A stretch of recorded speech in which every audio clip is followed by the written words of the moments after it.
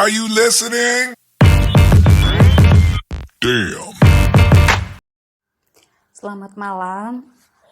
Di sini saya akan nyoba menjelaskan tentang bagaimana sih membuat latar belakang, karena beberapa proposal yang sudah saya koreksi, sudah saya review, kemudian sama mahasiswa sama kalian revisi dan kumpulkan lagi di Google Classroom. Kalau menurut saya itu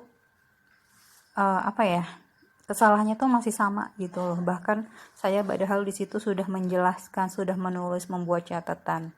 Coba dari audio record ini nanti dipahami penjelasan dari saya, kemudian untuk membuat proposal ataupun nanti untuk di bab 1 sebenarnya sama caranya seperti yang akan saya sampaikan.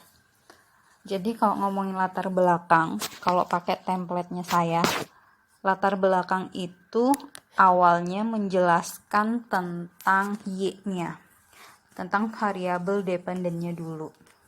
Nah, variabel dependennya ini dijelaskan, ngomongin apa sih pentingnya variabel dependen ini, atau apa sih pentingnya Y-nya ini. Kalaupun semisal kamu mau menjelaskan dulu tentang kondisi umumnya, mungkin biasanya pada jelasinya tuh nulis kondisi globalisasi saat ini, atau mau jelasin tentang pentingnya manajemen sumber daya manusia, itu sebenarnya nggak masalah kalau memang penjelasan yang kalian tulis di latar belakang itu sinkron atau terkait sama Y atau variabel dependen yang kalian pilih gitu. Tapi masalahnya kebanyakan nulis kayak introduction-nya dalam sebuah kalimat atau paragraf di latar belakang itu sebenarnya nggak nyambung ataupun nggak sinkron sama variabel penelitian kamu gitu loh, nggak ada hubungan atau benang merahnya. Jadi kalau memang ngerasa nggak terkait, ya mending di delete aja, langsung aja fokus langsung ngomongin variabel Y. Variabel Y itu apa dan pentingnya. Jadi kalau ngomongin variabel Y itu bukan terjemahannya ya, bukan pengertiannya, tapi ngomongin pentingnya variabel Y itu yang nantinya kalau variabel Y itu bermasalah akan berdampak pada perusahaan. Nah, setelah menceritakan itu baru kamu cerita bahwasanya ada permasalahan terkait variabel Y. Nah, menceritakan permasalahan terkait variabel Y ini harus mengacu pada indikator ataupun dasar teori yang sudah kamu pilih. Nggak usah ngomong kemana-mana, tapi fokus di situ aja berdasarkan teori yang kamu pilih. Karena dasar teori itu kan banyak banget. Kalau kamu sudah mengacu pada teorinya si A 2017 misalnya, udah fokus aja di situ jelasin begitu. Cerita masalahnya itu apa.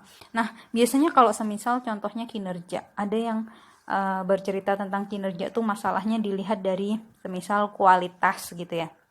Nah, kualitas ini ukurannya apa gitu loh. Dikatakan produk itu berkualitas atau tidak berkualitas. Nah, itu harus kamu ceritakan. Jadi jangan cuma ngambang, nanti semisal kinerjanya tidak baik, atau kinerjanya kurang memuaskan, atau kinerjanya istilahnya rendah, tapi kamu nggak punya acuan, tapi kamu nggak punya dasar, kenapa dikatakan rendah, kenapa dikatakan jelek, kenapa dikatakan buruk. Nah, itu harus dijelaskan dalam latar belakang. Kemudian setelah menjelaskan permasalahan Y atau dependennya ini, kamu akan masuk menjelaskan variabel X-nya, yaitu variabel X1.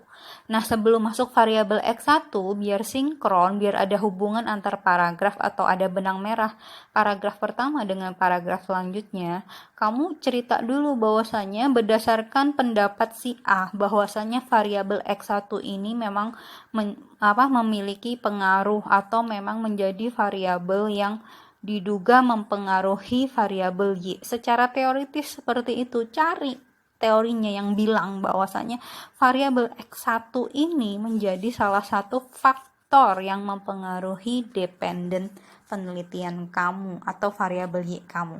Nah, setelah ngomong itu, ketemu dasar teorinya, hubungannya dari X ke Y yang sering saya tulis tuh. X ke Y, ngomongin bagaimana kekuatan hubungan atau pengaruh variabel X ini terhadap Y. Baru kamu cerita permasalahan yang terjadi adalah berkaitan dengan ini adalah misalnya motivasinya menurun, sehingga perlu dilakukan penelitian ataupun perlu dikaji. Nah, yang sering saya tanyakan tuh gini, motivasi menurun ini indikatornya apa?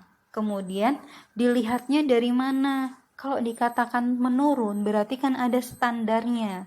Dikatakan bagus berarti jeleknya seperti apa, bagusnya seperti apa. Standarnya itu perlu kamu jelaskan di latar belakang ini, mengacu pada standar yang diterapkan di perusahaan. Gini loh, kalau standar untuk dikatakan IPK bagus itu adalah 2,75 ke atas sampai 3 misal. Nah, sementara 3,01 itu adalah IPK yang sangat bagus. Berarti kalau IPK di bawah 2,75 berarti IPK standarnya adalah cukup.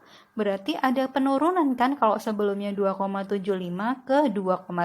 Itu berarti ada standarnya gitu loh. Nah, dalam penelitian itu juga seperti itu gitu. Cari standarisasi yang udah diterapkan di perusahaan sehingga bisa dibilang ini turun, ini naik, ini biasa aja, ini bagus. Kemudian dampak daripada penurunan atau masalah variabel X ini, bagaimana pengaruhnya? Pengaruhnya itu langsung ke Y, bukan ke perusahaan, meski nanti pada akhirnya dia akan mempengaruhi perusahaan. Tapi fokus dulu pada judul kamu, yaitu akan mempengaruhi Y-nya. Baru setelah itu kamu bercerita dampaknya. Kalau sampai ini berpengaruh pada Y, sementara Y tadi juga ada masalah, kira-kira kondisi perusahaan akan seperti apa? Tentu akan berdampak. Nah, setelah selesai bercerita permasalahan-permasalahan yang mengacu juga pada indikator variabel X, baru nanti masuk ke X2. Caranya gimana? Sama kayak tadi, cerita dulu selain variabel X1 ini berdasarkan pendapatnya si A 2018 semisal, bahwasanya variabel X2 ini punya pengaruh terhadap Y. Nah, pentingnya variabel X2 ini apa gitu? Bagaimana bisa mempengaruhi Y? Terus kenapa sih variabel X2 ini menjadi maksudnya menjadi variabel ataupun faktor yang diduga kuat punya pengaruh terhadap Y gitu. Baru nanti cerita lagi, sebenarnya sama ceritanya kayak waktu jelasin X1. Cerita X2 berdasarkan indikator. Masalahnya apa? Kalau dikatakan jelek, yaitu tadi ukurannya apa. Udah bercerita seperti itu, baru di bawah setelah penjelasan itu kamu menceritakan bahwasanya memang penting variabel atau akan lebih bagus kalau kamu bisa menghubungkan dari variabel X1, X2 ke Y. Pertama X1 dulu, X2 secara bahasa yang lain, bahwasanya memang nih kalau semisal ada masalah di X1 diduga punya pengaruh kuat juga akan menimbulkan permasalahan di Y. Dan begitu juga untuk X2. Kalau X2 ada masalah diduga akan memberikan pengaruh yang kuat atau pengaruh terhadap variabel Y yang tentunya itu akan membuat dampak buruk bagi perusahaan. Nah, setelah itu baru kamu bisa ngomong berdasarkan permasalahan di atas. Kalau mengacu pada permasalahan bahwasanya penting loh ini, harus diteliti loh ini gitu. Atau mengacu pada fenomena di atas, penting untuk dilakukan penelitian, perusahaan harus tahu dan bla bla bla bla. Jadi nanti akan ngomongin dampak, itu akan kelihatan. Jadi kayak apa sih manfaat penelitian kamu? Ya, kamu manfaatnya memberikan suatu penelitian atau fakta yang nanti akan dibuktikan, yang bisa menjadi sumber informasi bagi perusahaan untuk melakukan perubahan yang sesuai kondisi perusahaan itu sendiri gitu loh. Jadi kamu memberikan manfaat juga, enggak cuman sekedar nulis manfaatnya bagi teori ini bla bla bla variabel ini, enggak hanya seputar itu gitu loh. Tapi memang akan kamu itu punya sumbangsi, punya peranan gitu ya. Nanti dicek lagi catatannya, dan tujuan penelitian jangan lupa sesuaikan dengan rumusan masalah. Nah, rumusan masalah ini kalau kamu pakai uji signifikansi satu arah yang semisal ada positif, negatif seperti itu. Nah, kamu di latar belakang itu juga harus cari dasar teori yang mendukung bahwasannya variabel X1 ini berpengaruh positif terhadap Y atau variabel X1 ini berpengaruh negatif terhadap Y. Nah, itu dikatakan ada hubungan positif negatif. Nah, itu akan menggunakan uji hipotesis yang nanti menggunakan uji satu arah gitu. Tapi kalau kamu tidak menyebutkan hubungan positif negatif, ya udah pakai uji dua arah.